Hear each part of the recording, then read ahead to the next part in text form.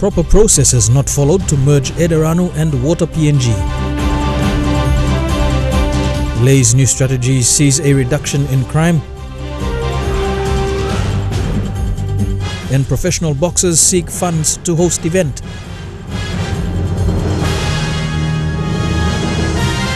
This is the National EMTV News with Meribah Tulo. A very good evening. Thank you for joining us for Wednesday's news.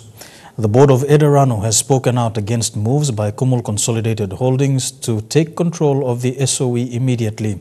Ranu chairperson Mary Caro said whilst the board would work with government to ensure that the proposed merger of Ranu and Water PNG goes ahead, the manner in which KCH had tried to take over the day-to-day operations of Ranu immediately were in breach of proper process.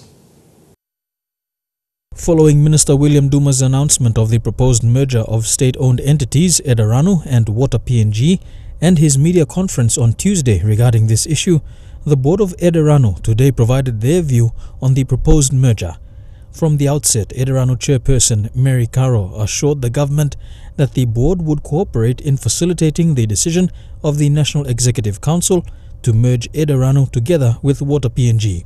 According to Ranu, since the NEC decision to merge both entities, there has been very little communication between KCH and the board of Ranu, with the board caught off guard by a recent move by KCH to gain control of Ranu's day-to-day operations and effectively stripping the powers of the board and management of Ranu.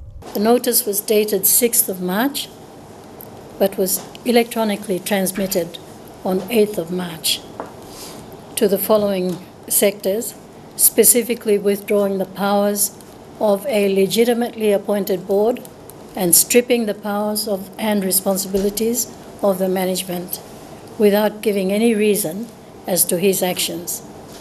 I want the public to know that there was no such mention in the text of his direction, which my board felt he completely undermined the KCH board, the Ranu board and the management, and obviously overstepped his own responsibilities and duties by trying to make this mammoth task of merging single-handedly.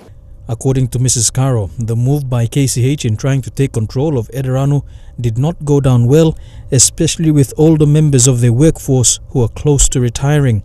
This in turn forced some workers to turn off taps to Port Moresby's water supply on Tuesday.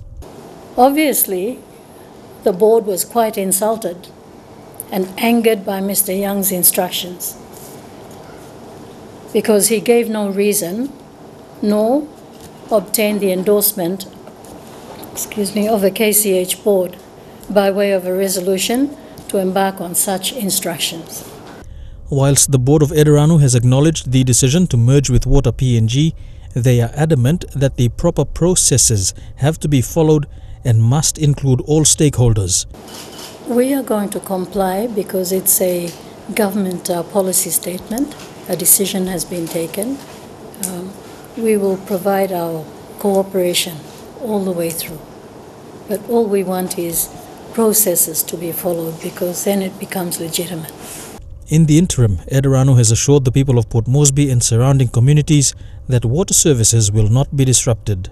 The water will flow. We will ensure the countries visiting us from now up until November 2018. We want to ensure all the participants and the ratepayers in the city that this sort of action, mischievous action, will not be taken. In recognition of World Consumer Rights Day, the Independent Consumer and Competition Commission will be teaming up with consumer organizations around the world to call for making digital marketplaces fairer. The focus will be on e-commerce and keeping consumers safe from online threats, as well as keeping the market fair. The campaign will be launched tomorrow in Port Moresby, Ley, Kokopo and Goroka.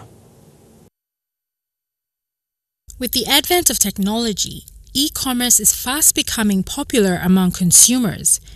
In Papua New Guinea, social media is playing a large role in growing the budding e-commerce sector. E-entrepreneurs, as they are called, use Facebook and Instagram pages to sell goods and services. While this is a handy and flexible way to conduct business, the speed in which this has occurred has meant in some areas changes in the digital marketplace are outpacing consumer protection.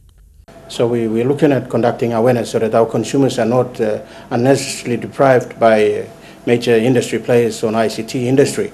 I think at this stage, our people are limited with knowledge on ICT. Gradually, they only know the handset that they can play up with, but there are some issues that are gradually creeping in, and I think we've addressed, taken on board some of these things when we went on air with FM, I think, on an airway. So we're well aware of some of these issues are gradually popping up, so we will be conducting awareness and asking consumers to come to us and bring to our attention some of those experiences they're going through as a result of e-commerce or the internet, the basic ICT service that the consumers are experiencing. So we'll be conducting awareness.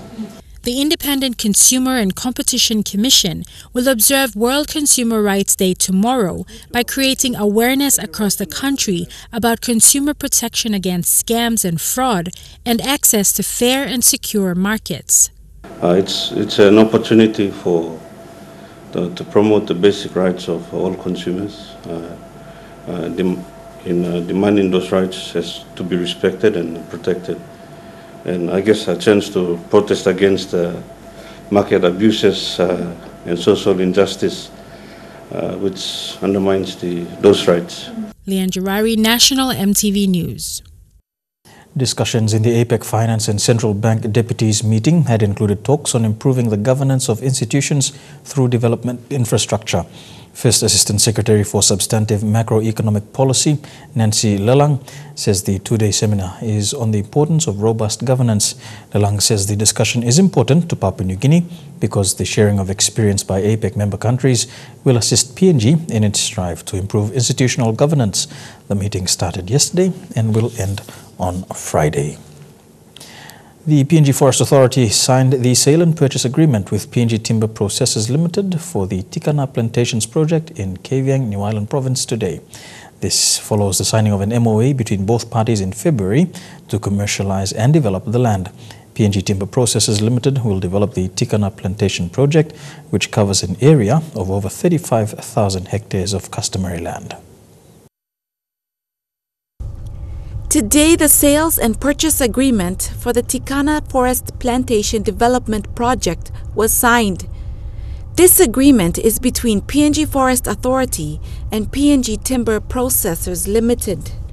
It gives PNG Timber Processors the consent to undertake plantation establishment, development, and maintenance activities within the project area. The signing today follows the signing of the MOA between Tikana Landowners Association and PNGFA last month, giving PNGFA the consent to commercialize and develop the land in collaboration with the customary landowners. For PNGFA, in terms of securing land for plantation development, we all know that land is competing. According to PNG Timber Processors General Manager Malcolm Kana, the company is fully PNG owned. Although they have done smaller projects, this will be the first big project that they are undertaking. It's a new concept by the forestry, and we are happy to develop that and to run with forestry. I mean, we are the second from what's the similar concept that is being done carried out in Alatal. Managing Director for PNGFA, Tuno Sabuin, stated that although they received very little from the government, 4.5 million kina will be invested in the Tikana Forest Plantation Development Project. The government, the national government, and all levels of the government in this country, this land, to support plantation development. Landowner and treasurer for the Tikana Association, Rose Parasau, along with 7 other landowners from Kavieng, flew to Port Moresby to witness the signing. Some PNGFA come inside long halvi mola in local place because only been stopped more than 30 years, long time long bring him ground long only go long sample kind walk long halvi mola local place. Lilian Soperakinea, National EMTV News. Okteri Mining Limited today presented 50 million kina to the government for immediate relief assistance to the earthquake-affected provinces. Prime Minister Peter O'Neill says the government is grateful to the continuous support from OTML and the funds will be put to relief efforts currently underway. The Prime Minister said despite Hela and Southern Highlands being the most affected provinces, the government will roll out relief assistance to communities in Western and Gulf Province that were also affected by the quake. OTML Chairman Semoy Ave said it is the company's responsibility to offer a helping hand in assisting with relief efforts. Here with National EMTV News, among stories after the break, community policing in Leh results in crime reduction. Details of that story and more when we return.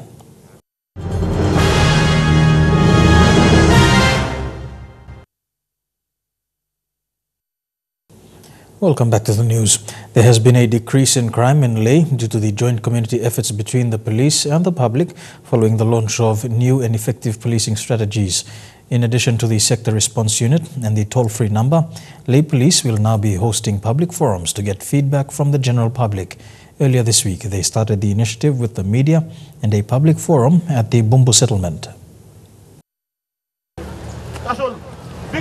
This is the first meeting between the general public and the Leh Police. Leh Police boss Anthony Wagambi Jr. was accompanied by his officers and the Leh MP John Rosso to address the people at the Bumbu settlement. Police work, you can write, you can put a complaint. Mr. Wagambi said police are now taking this approach in order to improve community policing with feedback from the general public. The public is to be held closer to that by the police. We need the public. If we grasp the community together, then they will assist. Members of the public seized this opportunity to air their frustrations over various issues. Police like him, money pass law and pass time on attend law complaint. Mr. Wagambi and Mr. Rosso both addressed concerns raised by the public. Designated market points, but police will be enforcing this law, but Bible work in partnership, want them all local communities bring me. Mr. Wagambi said they will be expecting a lot of criticisms in these public forums. With this style of leadership of sitting down and talking to the community, it shows that we're trying to be transparent, and the police force is trying to be transparent in its ways of dealing with the public. Crime levels in Leh have dropped through partnerships with community leaders and new policing improvements. Last year, the sector response unit and the toll-free number were launched. As a result, the number of armed robberies have decreased to an average of 1 robbery per month. Last week, an attempted armed robbery was foiled after members of the community alerted police using the toll-free number. 3 of the suspects were apprehended by the sector response unit and later arrested and charged. Leh Police will be visiting different parts of the city to meet with the public as part of this community networking program to strengthen community partnerships and improve policing. We will be advising on the next location. We want to get into the heart of communities where people can easily come forward and speak to us. Lucy Kopana, National EMTV News, Leh. It has been almost 7 months since the disastrous fires burnt down 18 houses at Hanabata village. Since then, 6 houses have already been built but are yet to be fully completed. Victim Sembaru stated that there is so much work still to be done with the rebuilding exercise.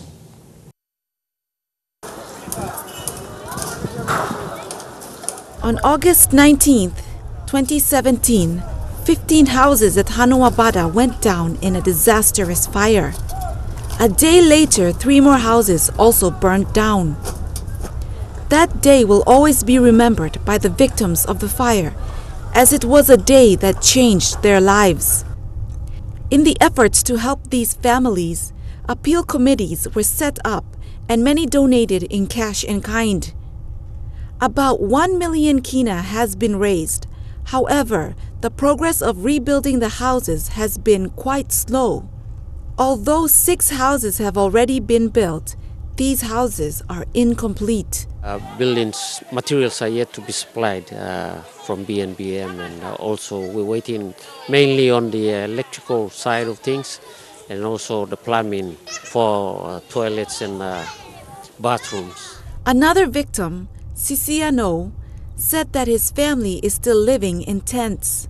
I'm not really sure what's really going on, but as soon as the people come, they will be able to they will be in a better position to explain as to why there is a little bit of delay over here. Because Chairman of Hanuabada Fire Committee, Lohia Samuel, said that the building process takes time, especially the posts for the houses. When the posts are brought in from, I think, Central Province, they need to lie in the salt water for about a month. About a month. Even the longer it stays in the salt water, the stronger they are. So that has caused some delays as well. As you can see, you can see all the dark looking ones. They look really strong. And if you just bring them and put them, they'll just break. So they have to lie in the salt water for at least 2 months. He also stated that the slowness of suppliers and the weather has caused the rebuilding of the houses to not progress as expected. Many of the houses should be completed in the next 3 to 4 months. Lilian Superakinea, National EMTV News. The Eastern Highlands Fire Service has 21 firefighters, including 3 women. These firefighters respond to fire emergencies in the province, but with very limited logistics. Head of Provincial Fire Service, Acting Superintendent Micah Super, said of the 5 vehicles the department has, only 3 are operational. As a result, the fire department is unable to cover all 8 districts in Eastern Highlands. Inside law, Eastern Highlands, from Kainan to from Kasam Pass to Daula Pass. But at the moment, inside law, Goroka Town Taso, because of logistics, Liminorat. So look out in Goroka Township. So government every year EMSA found in really money loss and by running fire station. And now sort of plenty something. But Sara was in government got financial crisis, so start solo having the government time of giving money to department. 21 participants from the cocoa industry around the country recently completed a 3-day training on cocoa sensory, evaluation and capacity in Tavilo, East New Britain. The training, facilitated by the Australian and New Zealand Pacific Horticultural and Agricultural Market Access in partnership with the PNG Cocoa Board, saw participants trained to evaluate cocoa quality through tasting. Gold winner of the 2017 Cocoa Warwagira, Grace Klembasa, said the training was an eye-opener as many farmers know how to produce quality cocoa with little knowledge on profiling different flavors. The participants were encouraged to further train farmers in their provinces to enable them to test the quality of their cocoa products through tasting. You're with National EMTV News. When we come back, stories making headlines overseas.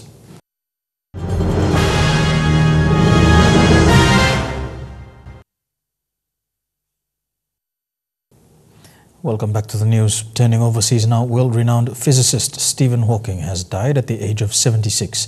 He's being described as having a brilliant mind, wicked sense of humor, and a heart big enough to hold the universe. He was known for his work with black holes and relativity and wrote several popular science books, including A Brief History of Time. Stephen Hawking's life was incredible, even more so because in the 1960s he was diagnosed with ALS, or motor neurone disease, and given just a few years to live. This rare form of motor neuron disease left him virtually paralysed, unable to express his profound vision of humanity and science without a voice synthesizer. At one point, I thought I would see the end of physics as we know it, but now I think the wonder of discovery will continue long after I am gone. But this was never a man bound by his own physical limitations. He revelled in a zero-gravity flight, freeing him, he said, from the confines of his wheelchair. He also wrote a series of children's books about space with his daughter Lucy. He had 2 other children and 3 grandchildren. For more than 3 decades, he was a professor at Cambridge University's Department of Applied Mathematics and Theoretical Physics, specialising in the study of black holes, and revered as a member of the academic elite. But Professor Hawking also did much to popularise science, playing himself in Star Trek Just in the opposite direction. and The Simpsons.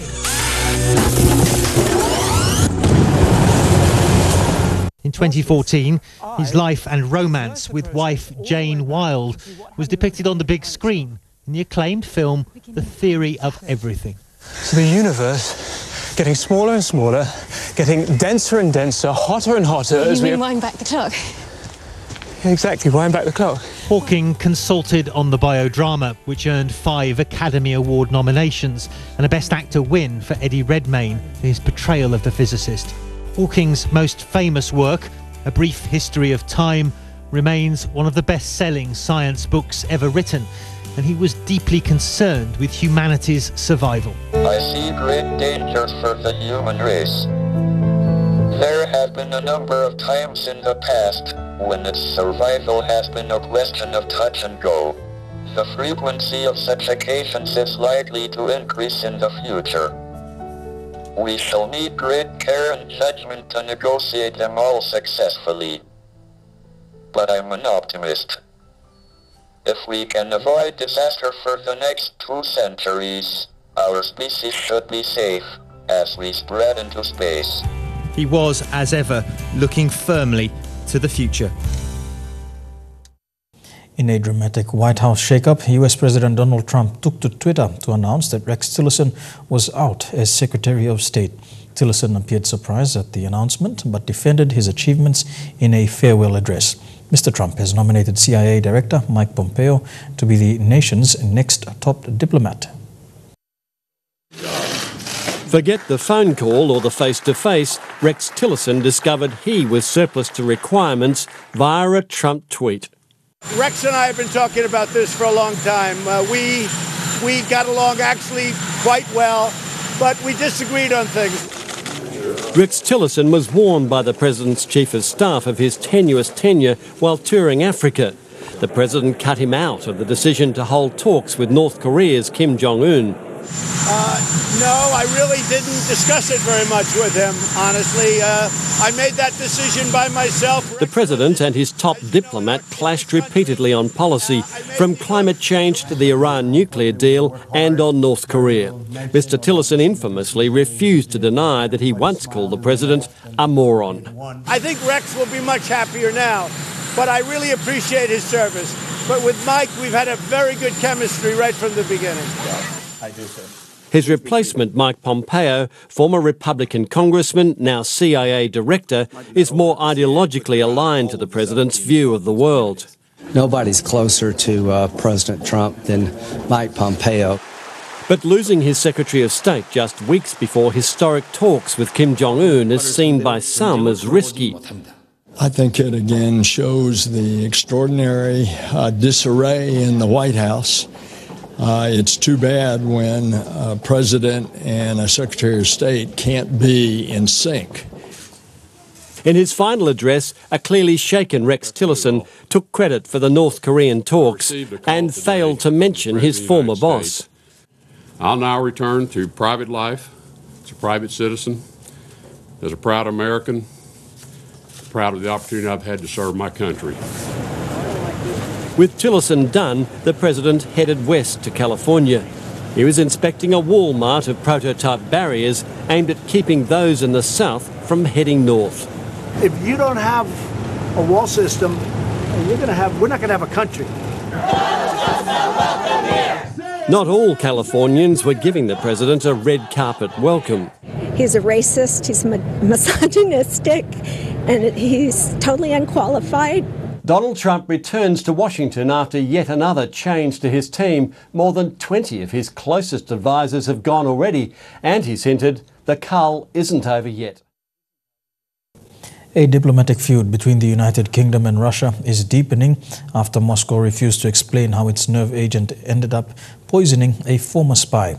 Donald Trump has entered the dispute, pledging his support to British Prime Minister Theresa May. Well, this is an international row that is rapidly escalating. Theresa May, the British Prime Minister, has demanded that Russia provide some sort of explanation for the poisoning of a former spy and his daughter last week. Sergei Skripal and his daughter Yulia both remain in a critical condition in hospital, and Britain now says it is highly likely Russia is responsible. It's demanded Russia provide some sort of credible explanation for the poisoning, or face consequences which will be outlined in the British Parliament this week. Well, the Russian embassy here in the UK has hit back, issuing a series of tweets saying Moscow will not respond to London's ultimatum until it receives samples of the chemical substance to which the UK investigators are referring. Any threat to take punitive measures against Russia will meet with a response, and the British side should be aware of that. Well, Theresa May is gathering her own allies. She has spoken with the US President Donald Trump.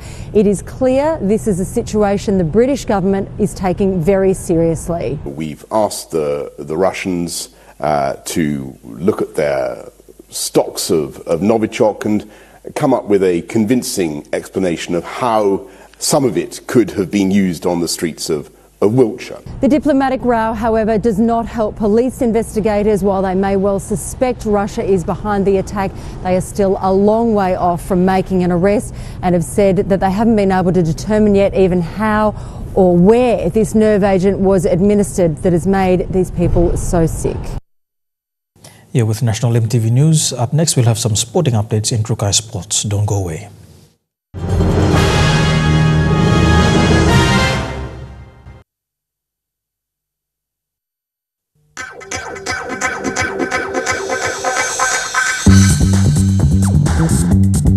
Trukai Sports.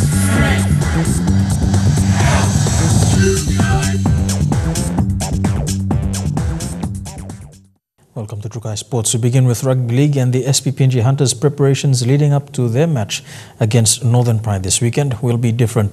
Many areas were picked out in last weekend's clash against the Ipswich Jets, something they will be working on throughout the week. Last weekend's round 1 clash against the Ipswich Jets was a mess, as errors was an issue for the Hunters. From last weekend's game, our focus last week, we really worked out on our defence. Again, our stats wasn't good enough. We dropped, a lot of balls and also missed a lot of tackles here. They take on Northern Pride, who has much bigger players and will be difficult to contain. But yeah, no, this weekend we're going to go out there and we understand Pride's got a big forward pack. They got experience in the Alps. Todd Carney's in that side there, so we're going to go out there and start well, and finish the game properly. This week, they will be working on improving. Marum says their second half performance last weekend was not on par and will have to improve before their match. We're going to go out there and start well, and finish the game properly. Last weekend, second half was bad, first half was good, so we want to make sure we fix up that second half here. Though there's a few concerns on some players with minor injuries, the team is confident they will be able to pull off an upset over Northern Pride. The team leaves for Cairns on Friday, with their match to kick off at Balu Park on Saturday at 6 p.m. Elijah Levet, National EMTV Sports. To cricket, and after 2 years of the ICC World Cricket League Championship, the Hebo PNG Barramundi successfully made the cut to attend the World Cup qualifiers in Zimbabwe this year. Unfortunately, the dream to make a World Cup debut is one they will now have to put on hold as they bow out of the qualifiers in Zimbabwe. 2 years of the ICC World Cricket League Championship and a squad that had its sights set on the World Qualifiers and determination to get there kept the Barramundis as one of the competition leaders for most part of the last 2 years. Their resilience eventually paved their way into the World Cup qualifiers in Zimbabwe, where the Barras were put to the ultimate test to gain entry to the pinnacle of cricket, the ICC Cricket World Cup. And that's hit wide. Placed in Pool A with Netherlands, Ireland, United Arab Emirates and West Indies, the PNG side got their hands full. United Arab Emirates' 6-wicket beating in their first match proved that this was not going to be an easy tournament to win. The matches that followed saw Ireland beating them by 4 wickets, West Indies mounting another 6 wickets, and Netherlands bagged a 57-run win to push the Barras to the bottom of the ladder in their pool. Though PNG is not alone, Netherlands also did not get a chance to enter the Super 6, and unlike PNG, they won 1 of their 3 matches. Tomorrow's playoff will see PNG once more in an effort to retain their one-day international status, if not a spot in the Super 6. Dinros Raiko, National EMTV Sports. Here with Trukai Sports, we go for a break and be back with more after these messages. Stay tuned.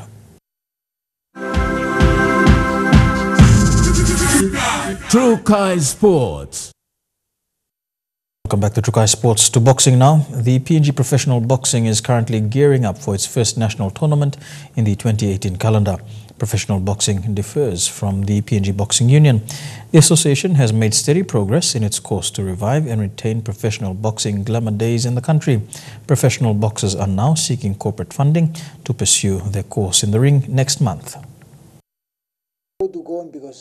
Next month's event will mark another step in the right direction for PNG Professional Boxing Gym as the pro fighters from within NCD and other centers of PNG gather for another hand-to-hand combat in the ring. Hopefully after our last event and people saw that, you know, with their own eyes and on TV and whatnot, hopefully now corporate businesses, sponsors can look to us and say, hey, these guys are legitimate, you know, they're doing something true to boxing, they're building the sport, and it's growing.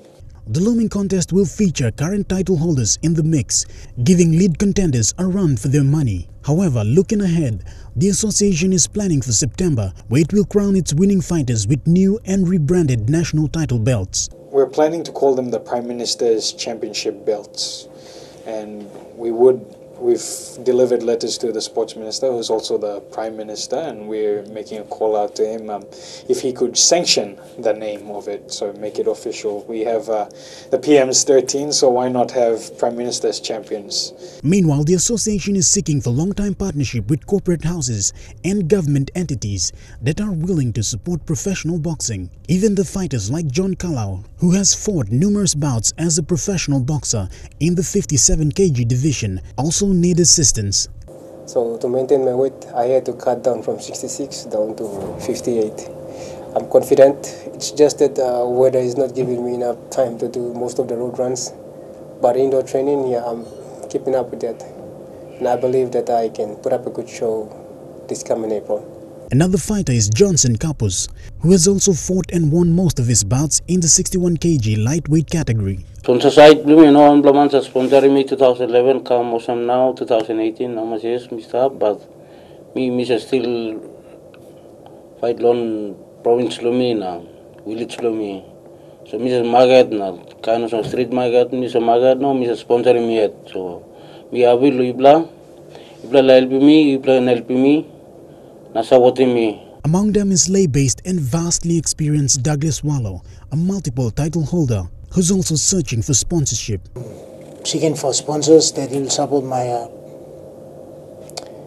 PNG Boxing gym promotion under Alvin Wafa, the president, and I'm seeking for corporate sponsors will assist us. They will keep that code going. PNG Professional Boxing Gym President Alvin Wafa said the association's main objective is to provide a platform to promote and market local fighters to the rest of the world. The big thing is the sponsors should be at the back for that event. If without sponsors, all these names and titles comes and goes without nothing happening.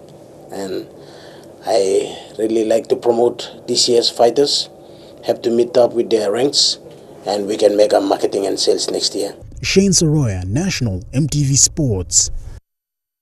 Dr. Gideon Kendino, the Secretary for PNG Boxing Union, said the country's Commonwealth Games representatives performed exceptionally well at the recent Kokoda Challenge. Thaddeus Katwa and the lone female boxer Laizani Perisoma also said they are both looking forward to representing PNG at the Commonwealth Games next month.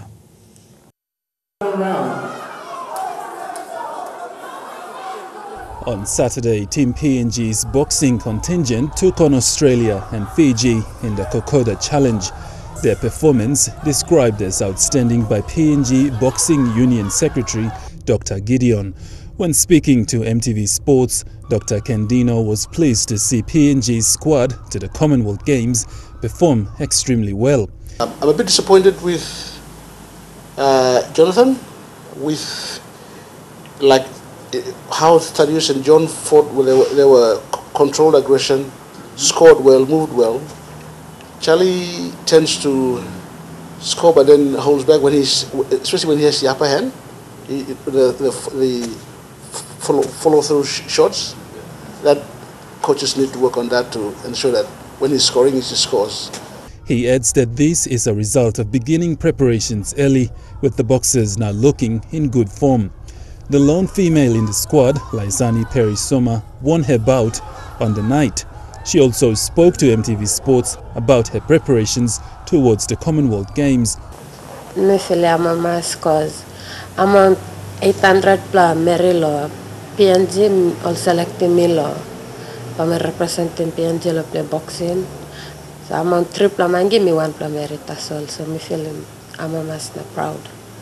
So me make sure we must win this fight. We will make him contribute to the family to me proud. This will be the first international event for Laisani. Australia will go camp to lab training me plus sparring. And been lining good sparring, strong plus sparring lab. So me calmly make sure it's a Saturday me must win a fight to me cause sparring me low hard me probably make him strong. So me at meeting must fight lo yeah me play for plan no got excuse lo lose cause me play got training I must experience na. Da kamle me play must prove him lo PNG so me play for play fit lo stop lo team na me play. Olympian Thaddeus Katua also won his bout. He said his training in Australia and Philippines paid off. Jimbo Saturday some even ready the solo payan temol New South Wales sa namin winning game lo mi. So halet ready the son start. This team will leave for Australia on Wednesday. They have sparring sessions in Victoria and New South Wales lined up as part of their preparations. They stay and they have quality sparring with the Australians, obviously. Then they've got Irish there, we've got Uganda, South Africa, and I think Scotland. They've decided to base the boxers for the next 3 weeks leading up to the Games.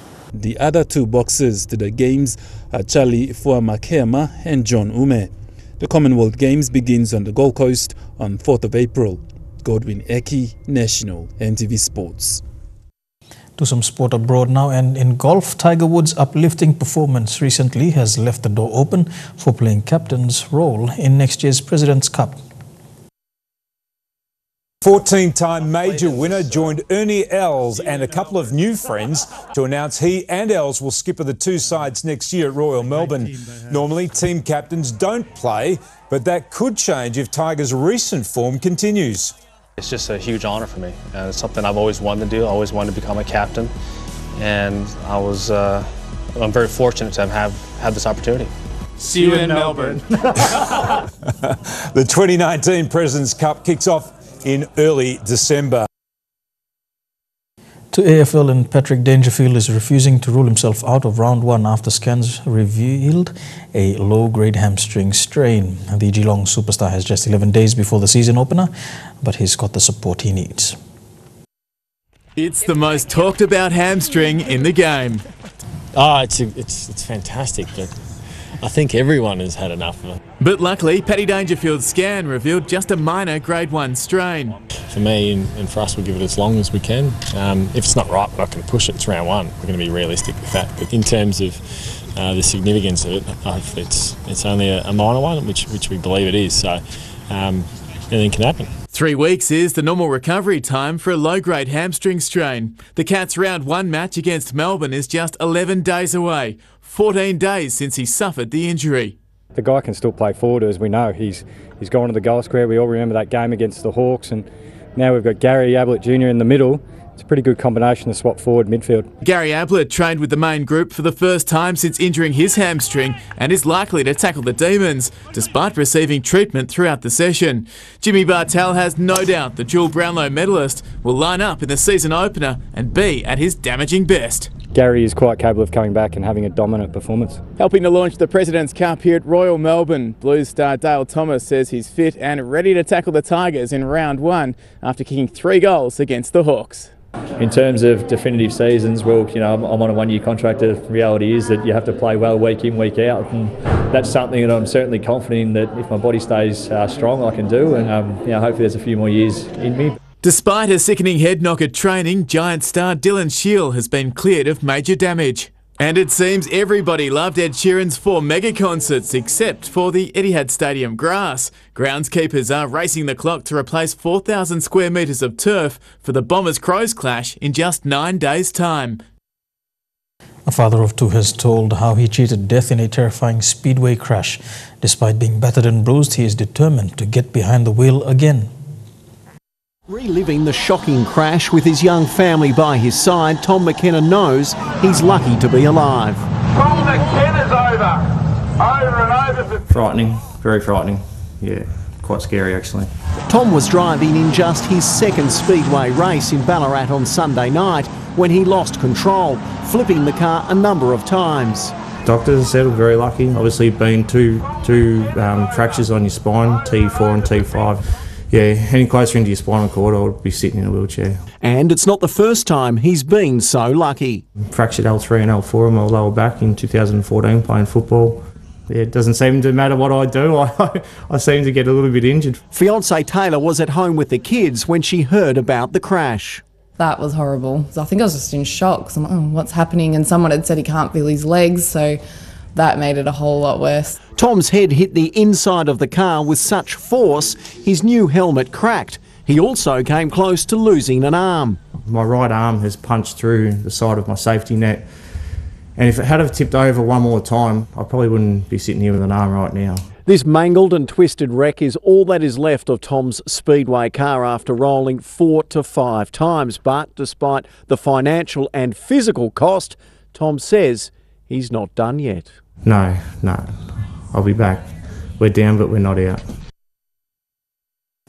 And that's it for Trukai Sports. We go for a break. When we come back, the weather details for the next 24 hours. Trukai Sports.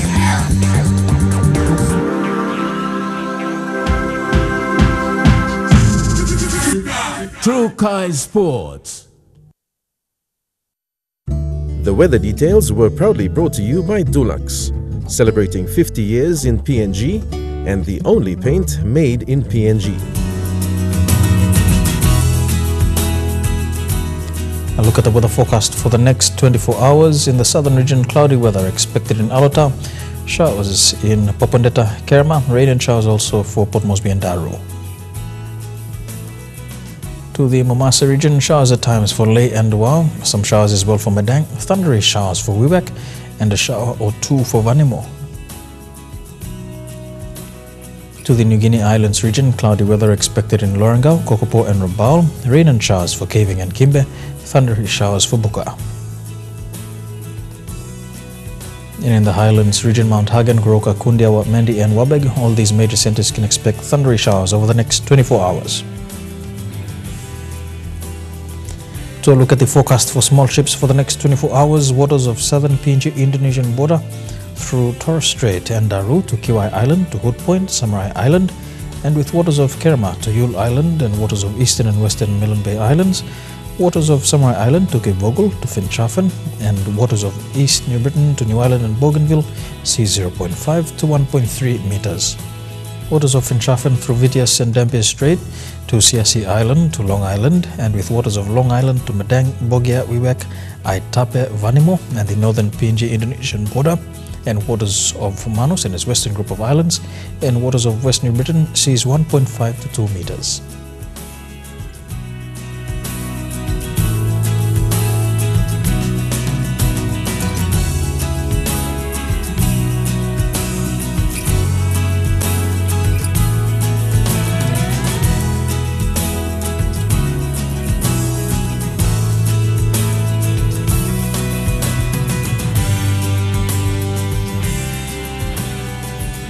And now look at the ocean forecast. The Coral Sea, sea slight with southeast to southwesterly winds at 10 to 15 knots.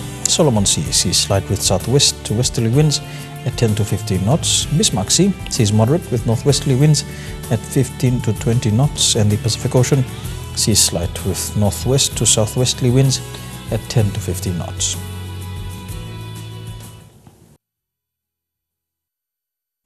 The weather details were proudly brought to you by Dulux, celebrating 50 years in PNG and the only paint made in PNG.